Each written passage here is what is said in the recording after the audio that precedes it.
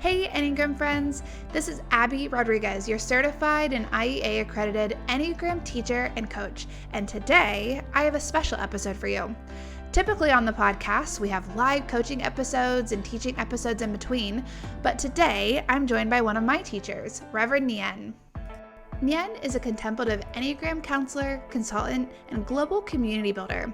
As an ordained Unity minister and founder of Evolving Enneagram, Reverend Nien works with her team of faculty to offer compassionate, interspiritual, and an inclusive path to transformation.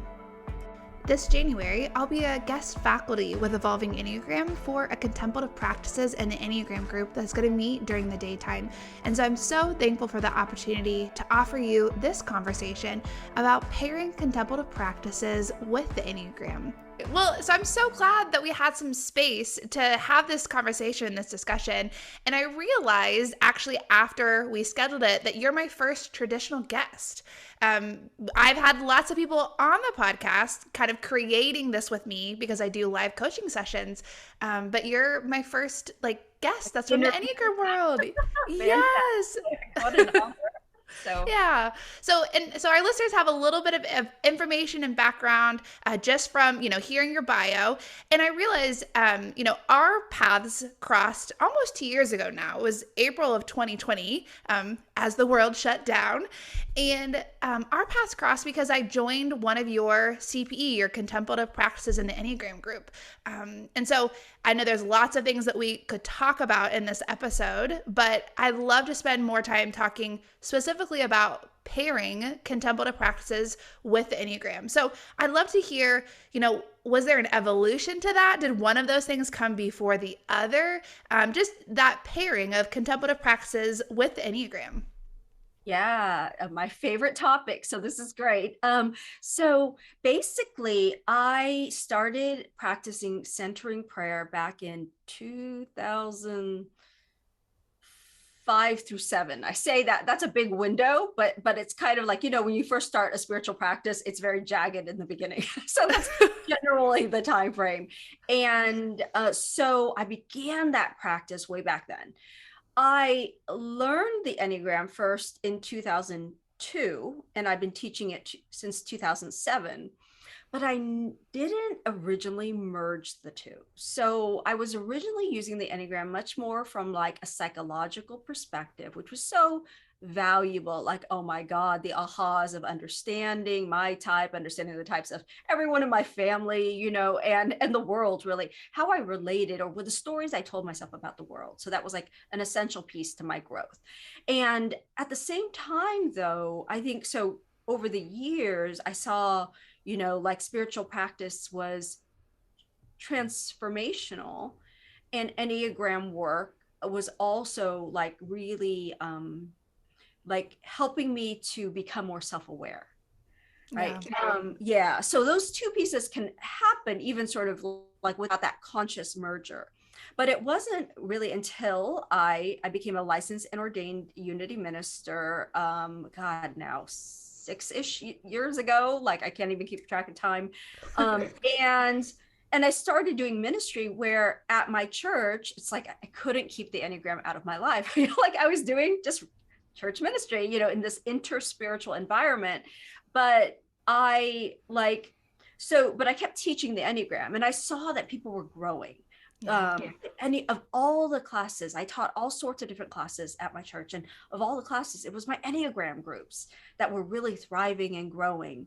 And then it was just about 4 years ago where I had this moment where I'm like, you know what, I don't want to teach the Enneagram anymore, because I can see how people loved learning, but we were getting in our heads about it, right? Yeah. There's some things where there's this distinct thing ooh, more Enneagram knowledge, yay, and I'm going to apply this, and I know how relationships work.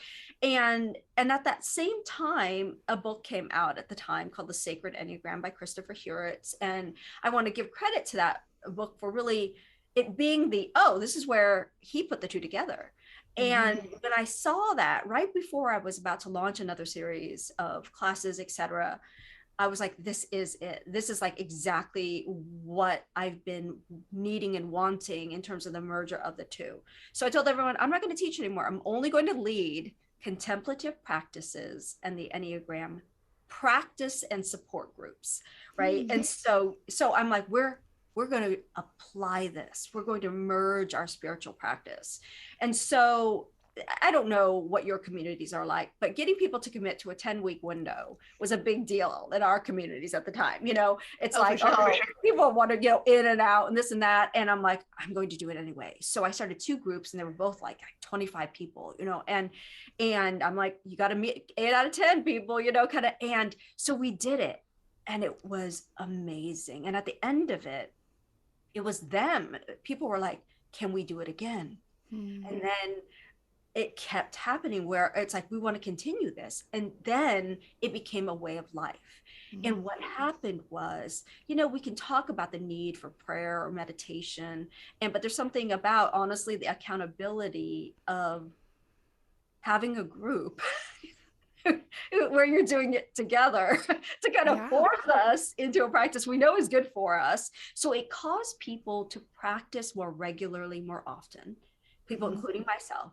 But there was something also about understanding the way type impacts how we engage our spiritual practice, right? And how sometimes if we don't know the Enneagram on one hand, but we're engaged in spiritual practice, we don't know the ways in which sometimes our ego, rather than that core wholeness, is choosing our spirituality. Like me, the joke is like, I have a type 7, right? And 7s are all about variety and this and that. When he came to me, he had 10 different yoga studios he was going to, like variety, and like the option stuff, and a little bit of that, the dilettante, right? Not committing or going deep with any one practice, and so when he started going regularly, things shifted for him, like steadiness in his occupation, things like that weren't possible before were becoming possible through the devotion of this weekly practice, and so these groups have continued and they flourished in that, we can talk a little bit about the group that I've invited you to add, in a second, but just really seeing that, even my group, like this Thursday group, which is like the first group, really the home group. Like at one point they were like, well, can't we just do this for life, Nyan? Because I kept upping it every 10 weeks, I was like, well, God, that's a lot of commitment on my part.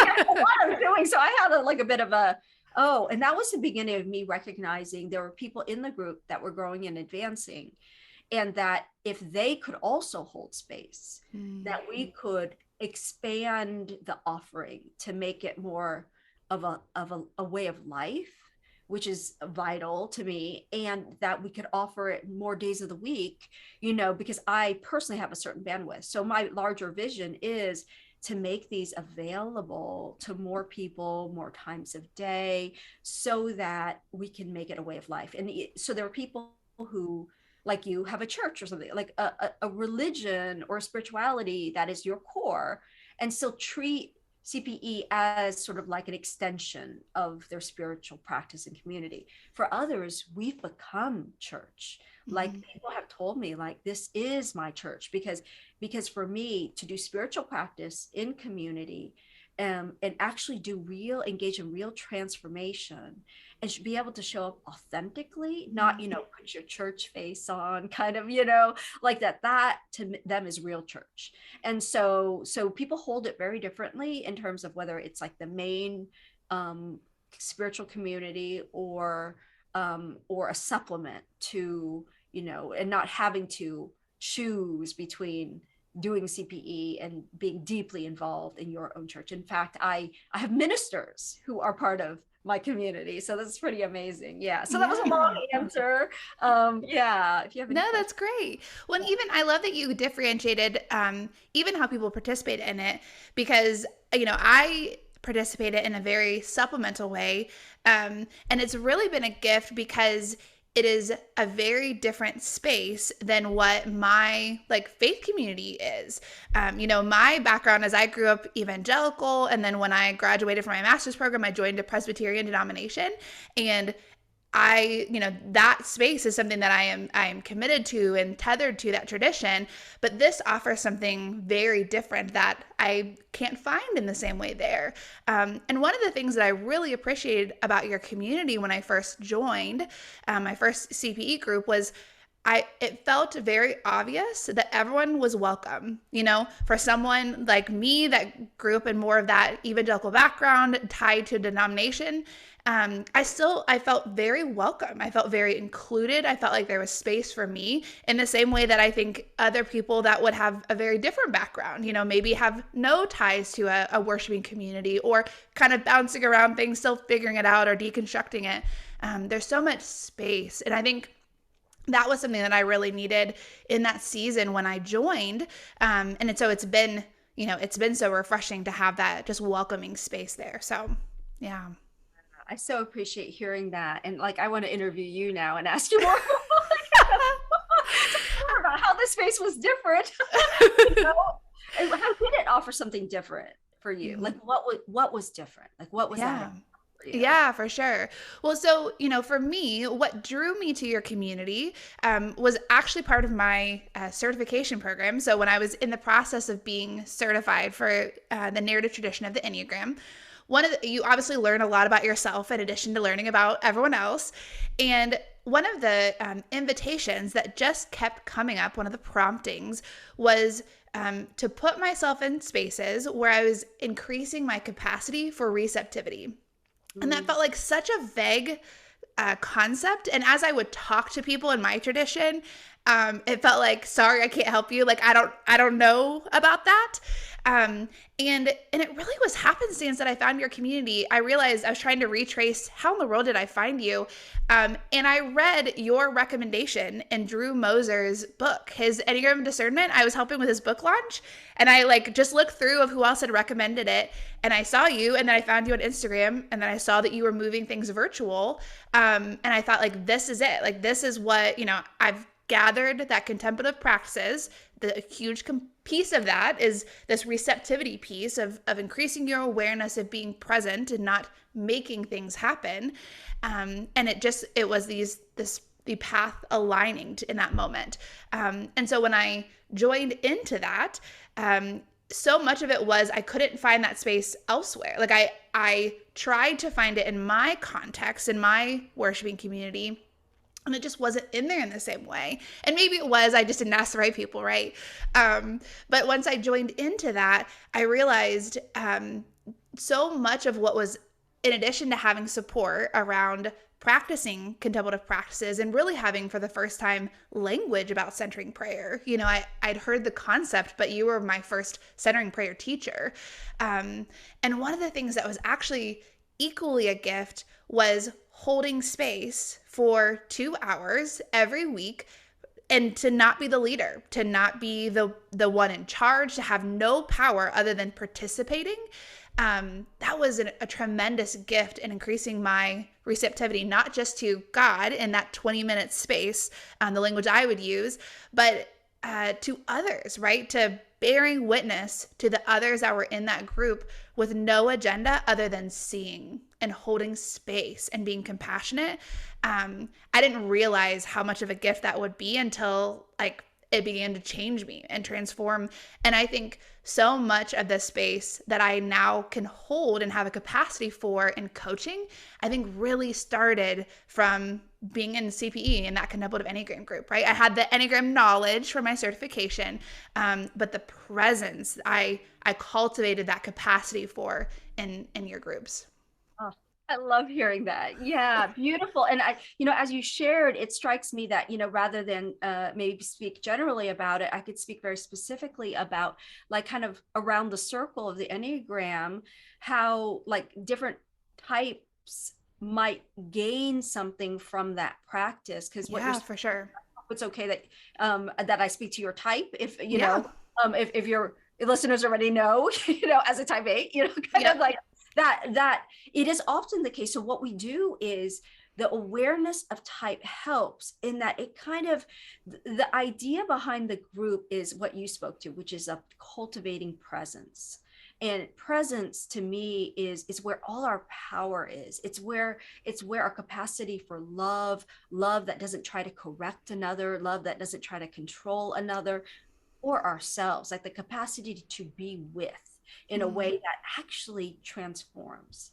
And so, but different types have different barriers to presence, to that kind of being. And yeah, 8s are often, as you said, leaders. So even if you're, whether or not, I mean, you as a coach are a formal leader, you know, and all 8s are leaders, whether or not they have the title, right? You know, like, they charge, you know, kind of in that, you know, and there's that, oh, wow, like in this group, like, first of all, shoot, like I can't just speak up and like fix everybody and control the situation and like lead it, you know, and thank God, you know, like it's like both, you know, and that the invitation for the 8, like as I, you know, share, if you're a type that tends to speak first, jump in, lead a situation, that your practice during these 2 hours together might want to be restraint, listening, right? Receptivity, and what might even feel like passivity, but it's actually just sort of beingness and presencing another. And that is a gift that appears to be a gift for those in the group, but then ends up being a gift to yourself and your own inner sort of capacity to be present to what is within you as well, right? Yeah. And so assertive types, you know, 3s, 7s, and 8s, you can kind of see that there's something to where rather than move forward, hold back and see what happens, right? What emerges for you. And I know type 2s, for instance, my God, like to not feel like the ego of the 2 that's like, that wants to help everyone and give lots of advice during the group, you know, cannot like, and so maybe I want to speak to, so in these groups, we have guidelines for group sharing, like no crosstalk, no interrupting, no unsolicited feedback. And these are, you know, originally these group guidelines were to support the person sharing, right? Like to hold sacred space. And then we saw over time, actually, they support the person listening as well. Because like it forces you to be in your own stuff. Like if the 2 like can't be like, there's no role here for me to like help others, that I'm kind of stuck with myself. And then thank God, because all my life I've wanted to feel like there isn't shame in attending to my feelings and my needs. And so that kind of healing happens, you know, across the Enneagram. Type 1s, I'll invite to, hey, share before you've got it all together.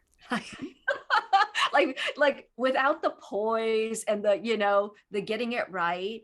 So this is like often even a practice arena for the rest of life, you know, where you get a safe space to show up in different ways. You know, 4s, for instance, that there's a big welcome, because in the beginning, you know, I might share something like, you know, all feelings are welcome here, you know, and that like when you walk through the door, you don't have to set aside what was going on for you and buck up, you know, like in many scenarios, like get it together, you know, like everything is welcome here. So the expression of all feelings is welcome: sadness, grief, you know, anger, joy, gratitude.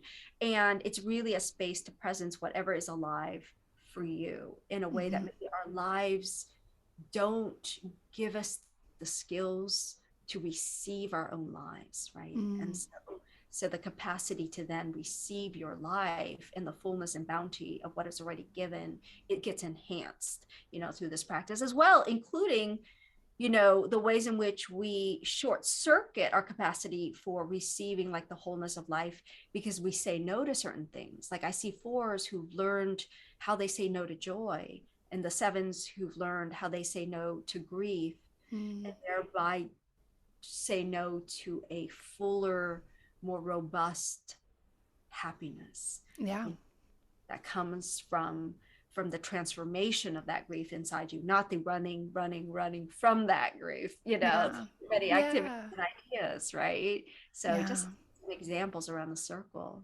I love that you specifically said, you know, it's almost like you're practicing for real life, right? Because I think like that language, I mean, there are so many things that I realize of why it's impacted my coaching is that, you know, when you're in the coaching space and there's any of that like nervousness of I need to do something, I need to provide something, where actually the invitation is I need to be present and to see what unfolds and be curious with you and to wonder with you, because you know what you need, you know what you want, you know where to move next. You just need some help stripping back the ego a little bit, right? Stripping back some of these habits of your Enneagram type. But in your groups, I didn't have to think about what question I would ask them next or what they might need, where we might need to get to. I was just practicing being present. And I think I realized, so much of that is how that's why I can show up in a coaching space well, because I've built this capacity for empathy, for compassion, even on a kinesthetic level, being able to actually feel what is going on for the other person. I couldn't do that before, sometimes it would hit me of oh man, I'm also really sad too. But just having the space where I am not thinking about what you are saying, I am witnessing what you are saying, because I don't need to do anything with what this other person in the group has shared. And I think that has been, such a gift. As we're kind of talking about these specific pieces of CPE, would you give just kind of some details of what happens in CPE? What is the practical pieces, what goes on there in that CPE rhythm? Goes on. It's all what goes on? It's a mystery. So the there it is, all confidential. But the format itself is we open with a 5 to 10 minute guided meditation or opening prayer, and that depends on the facilitator. And I often would start with a 3-centered practice, which is, kind of harkens to the Enneagram idea of the importance of being integrated in all 3 centers of intelligence on the Enneagram. Sometimes I'll do a heart-centered practice because our culture, our Western world, is very head focused. And so just one way of cultivating other areas of intelligence. So the beginning is always that. It's a way to help people arrive, right? It's a practice to gain presence. And I apologize for that. Let me see if I can quickly. There we go. Okay, so then after that, there's a time for open sharing. And this is where the guidelines are really important. And I kind of went through some of them, but I'll go over them again because they are the core of it. And it is a difficult thing to put forth, right? Because it's number one, okay, 10 weeks, all these rules, and then we get in all these rules. And so I really want to emphasize that we may not follow the rules stringently. The point of the rule is the heart and the love behind the guidelines. To me, this is how we hold space in a loving way. And so no crosstalk comes from the 12-step tradition of if someone shares, even Abbi, if you're you share, and I think, oh my God, it's so brilliant. I'm not allowed to say that. I'm not allowed to say, oh my God, that was a brilliant share, Abbi, because I'm talking across the room for your share. Instead, though, if I was well, I have to check in with myself. If I thought that was brilliant, why? What did it do for me? When Abbi shared about her journey, I felt inspired, and I gained some insight on my own journey as I'm navigating this career decision. Mm-hmm. It's about me. So it's not I'm not going to be affected by other people's shares, but it's really forcing, it's a space that forces us back in on ourselves, right? To check in, what's going on in here. And so no crosstalk, no interruptions. And that includes joyful interruptions, right? Because, sometimes it's oh my God, did you just go to Spain? I would, well-intentioned, right?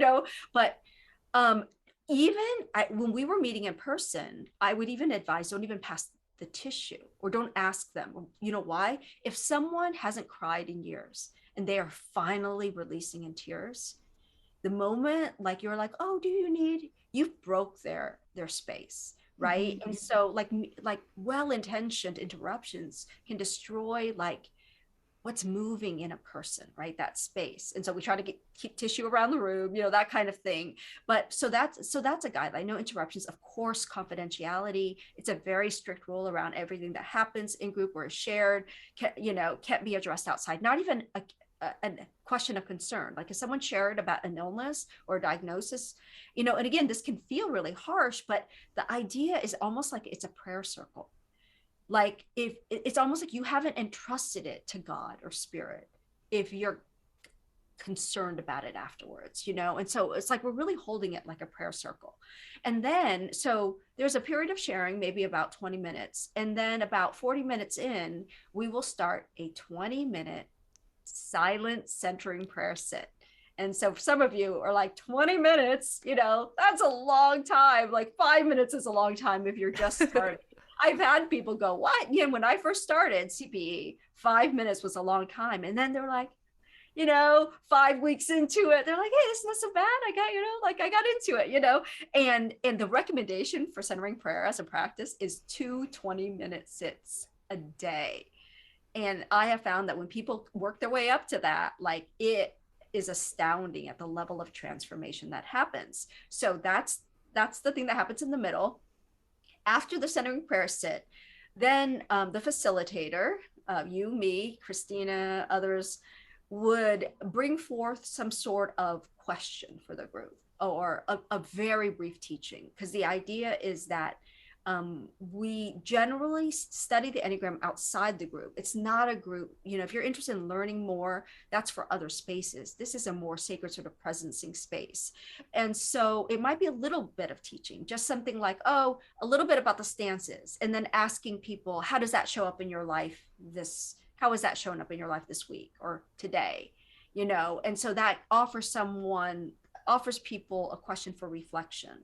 But generally, we also always invite just whatever's alive for you, because we never want the curriculum to eclipse what's alive for like you as a person, because the whole idea is this is a space to support like you, your truth, what's going on in your life, and to invite it to come forth in as open and authentic a way as you're willing to trust the space. Yeah. And so that's, and then we close sometimes with a poem or a benediction, just kind of closing words, and that's our session every week for 10 weeks, and then we take a short break and then open up a new cohort. So that's the format. Yeah. And even, when I first started CPE, the question of like, what is alive for you was really intimidating. It tapped into this vulnerability range for me in my type 8 structure of like, I don't know what is alive. Can you give me more rules to like what I might answer, right? And even in some weeks, I would sometimes sit and just witness others' shares. I didn't even share, right? And it still was beneficial. But a lot of that was almost increasing my capacity to do inner work, like to truly turn inward, to check in with myself enough to sense that anything was going on. Like even if I didn't have it figured out, even if it was a little bit of a ramble, in those first times, it wasn't even that I had something to say and I was afraid. It was, I don't know. Like, I don't know what's alive for me. I'm not sure what I should be doing and whatnot. And that was the piece where, Enneagram work was really helpful in, because I have these things, these habits, these patterns about my type that I should be paying attention to, that I start to notice. And then it was this coupling of actually having space to consider. I oftentimes when I'm teaching, it's so much information, and it is so much about your type, but if you don't actually observe any of this, it won't change you, it will just be a fun dinner conversation.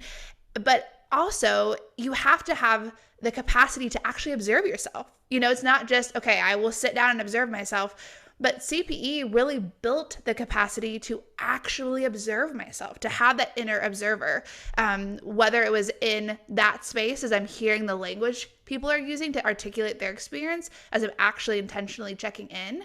But even that, because sometimes I will, have people in coaching spaces and they're like, I know all this stuff, right? I know all the things I'm supposed to do, and I just can't. Like, I can't stop yelling at my kids. I can't stop being anxious. I can't stop trying to fix everything. And so much of it is, that awareness of this is happening and the pause that could be there.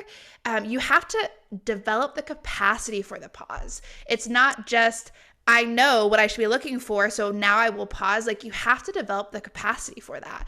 And that, I mean, CPE was so much of that for me in my experience, which is why it was so transformational. You know, it's not because I learned all these new Enneagram information. It's because I developed the capacity for that pause, to observe myself, to notice in real time what was going on. So, Beautiful. yeah. Well, yeah. And when you just mentioned Enneagram information, there's so many places where you can consume information now on the Enneagram, right? Like we were talking about the difference between information and transformation, Yeah. right? Like that's the difference. And that's the practice. You know, how many of us, you know, we don't expect to like just know how to play tennis. Like we practice it, like, and you know, and we practice it in a weird way. I think it's a great example because, you know, I played tennis in high school and I'm like, oh, you just hit the ball to the same place every time, you know, like we're just doing this thing over and over again. And then somehow the beauty of in a moment of a game, of a real live game, that sweet hitting of when a hard shot comes and you hit it just to the right spot, you know, the Yes. sweet spot. And it's like, it's the practice that enabled that moment. And it's like this practice that enables the moment of life where you show up differently and exquisitely, you know, like in that way. And the other thing I want to say is your share harkened back to, you know, Viktor Frankl, who was in Nazi concentration camps, and like he's a survivor who wrote a book called Man's Search for Meaning. And he wrote essentially between stimulus and response, there is a space. And in that space lies your freedom. But most of us, stimulus, boom, like Right. no space, you know, like we just did it, you know. And that, I mean, what you spoke to is exactly that pause. It like, over time, the practice carves a space between the stimuli of our everyday lives, the triggers and relationships, and oh, I have choice now to respond in a different way. And so my life is changed. Yeah. Like the change, you know, it's not in the meditation was so peaceful. It's my life is better. Like my real daily life has shifted. I've shifted in how I respond. And respond more skillfully than react to the situations of my everyday life, right? Yeah. So yeah, that's to me the fruit of the practice. Yeah. And I think practice is such a good word, even with that analogy, because just like learning a sport, it takes time. It's uncomfortable at parts of the time. It feels awkward when you're first starting. But if you actually stick with it, right, that's when you start to experience the fruit of it and the gift of it and the rhythm of this being part of just how you live now. And that can take some time, right? There can be some awkward, you know, fumbling along the way. But I think just, you know, the benefits that come both in having more awareness to be able to have that pause and, you know, just the expansion in my, how I relate and commune with God. I mean, even just my perspective of God's presence is always here, whether we acknowledge God's presence or not. But this is my intentional space where I'm almost dropping down below, you know, my type structure, below the ego, and dwelling, right, and being in union with and abiding. And so just so many parts of it that are a gift. So tell us the practical, like, when is CPE? How do people jump in? How do they join into this? Some of those practical things to actually say yes. Yes. Well, one quick thing I do have to say, when you talked about presence, you know, there's that idea that God, by whatever name, love, is always present. It's we who are absent. You know, and like you're cultivating presence for that experience, for the knowing of that divine love, you know. And yeah, so we do, this is the longest break we'll have. It's a holiday break, you know, so we're not doing CPE groups at the moment. We will start again. We have actually 4 groups in January. One is closed. It's that Thursday group that will never open. No one's like budging. No one wants to leave their spot open, you know, so like that's set. But 3 new groups, 3 cohorts will launch. That's Monday. This is Central Time. I'm in Monday, 6 to 8, Tuesday 6:30 to 8:30, and Abbi, yours, not the light. So Abbi's will be 12 to 2 on Thursday afternoon, right? So, and Central Time also. So important, because we want to meet. Not everyone can meet in the evening. So really recognizing, that the value of that. And so those 3 groups, you could evolvingenneagram.com. I believe you can, post to my website on this podcast. And also I think that you have a link to your group as well. And I want to, so that's the logistics. The cost is $200 per person. I'm very transparent about like cost, etc., and $300 for the household. And I want to say something to this because some people are like, oh my God, that's a lot. And to me, it's like, oh my gosh, for something that systemically changes like the nature and quality of one's life, people spend money. People are like, oh, something related to spirituality is so expensive. And then like, they're spending money on entertainment that to me is only a distraction that doesn't actually like transform like every moment of our lives, right? And so the power and importance to me of this as an investment in being able to enjoy any other thing. I mean, how many sevens like plan lots of vacations, but they're in the middle of a vacation planning the next one, not able to be like there's a capacity to really like love and be in the experience of the quality of life when we do this. And of course, I believe that it opens us up to being more loving as well, to receive love and to give love. And so those are some of the logistics. I'm trying to think if there's anything else you need to know, Abby, around that. Yeah, and I'll put all this in the show notes too. And also, I mean, anyone is welcome to reach out to me, whether that is Instagram or my email is linked to Instagram too, or if you're on my emailing list, I'm happy to answer questions. One of the things that sparked this desire to have a conversation with Nien was realizing this is so new to a lot of people in my community, because it was new to me. I just said yes without really thinking about it, and then I showed up and figured it out. But that's not how most people operate, right? We want to have some details. We want to know what it's going to feel like to be there. And Right. Some of that's going to be unknown. Even if you listen to our conversation, it will still be unknown. But I'm happy to chat with people from my community that are listening to this podcast, or someone sent it over to you and you're new to me also. Because I'd love for you to be a part of this. If there is an inkling, if there's a sense that this is what is next for me, this is what I've been looking for, this might be what I'm looking for, at least take the time to talk to me about it. Even if you can't just cold call, say yes, take the time to talk to me, and I'm happy to share more of my experience and what it's been like to be a part of Evolving Enneagram's work in this way. So, yeah. Well, any final thoughts from you, Nien? Yes, actually, if you wouldn't mind, I really want to share with folks why I asked you in particular. Yeah. Because people come to these communities. Oftentimes, I actually have a lot of Enneagram coaches, leaders, teachers, ministers, and they're quick to go, "Oh my God, I want to lead a contemplative Enneagram group." I'm like, "Do the work." I can basically sit down and to me, I'm always watching in my group and wanting to support what feels alive to me within a person. And so like there are a few things that I look for, which is, one is, are you doing your work? Like, you're not going to lead and facilitate if you're not doing your inner work. And so that was so evident to me in witnessing you and in your journey and your self-reflectiveness, your self-awareness, and your insight. The other thing I look for, honestly, is goodness. Mm-hmm. Like, I look for, like, does this person care about other people? Like, will they hold a loving and compassionate space for others? And of course, skill set, I mean, that's a given. But to me, like, many people come with that skill set, right? The Enneagram, et cetera. And it really is about, like, you can't take people further than you've gone, and the importance of honoring like that. Like, it's important to be doing the work. And even expressing desire to continue in like the Monday group was important to me, to know like, oh, she wants to continue this journey for herself.